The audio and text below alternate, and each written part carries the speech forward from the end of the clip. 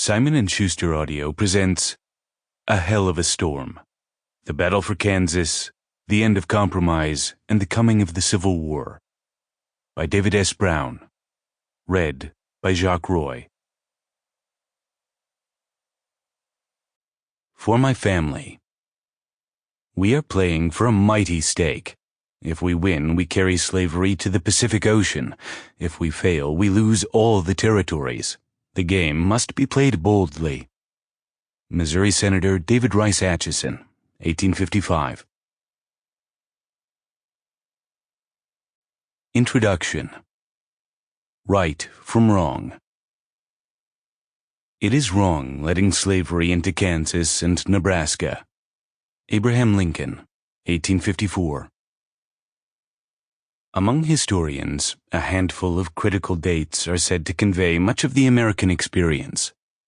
In 1800, a little more than a decade after the Constitutional Convention, a Southern-seated Jeffersonianism came to power, emphasizing the virtues of planters and plain folk, slavery, and states' rights. Parent to an ebbing agrarian order, this once formidable coalition cracked in 1860 as Lincoln's election anticipated the coming crisis of secession and civil war that brought a budding northern industrial regime to the fore.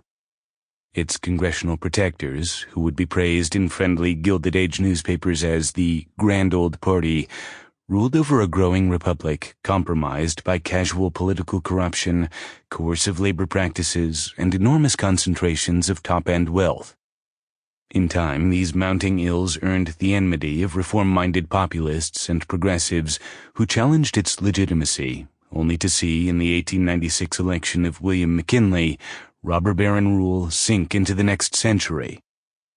This long run of capitalist mastery is said to have crashed in 1932 with the coming of a Franklin Roosevelt-led New Deal dedicated in a flurry of Depression-era legislation to building a European-style social welfare state.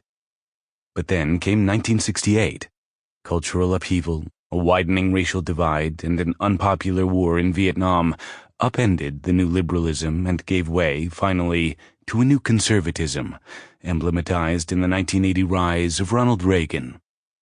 This lengthening bridge of landmark years offers a summarizing, if obviously incomplete account of the nation's tumultuous political past. What it offers in concision, it surely lacks in precision. A generational approach does have the virtue, however, of helping us to broadly conceptualize distinctions in demography, economic development, sectionalism, and so on.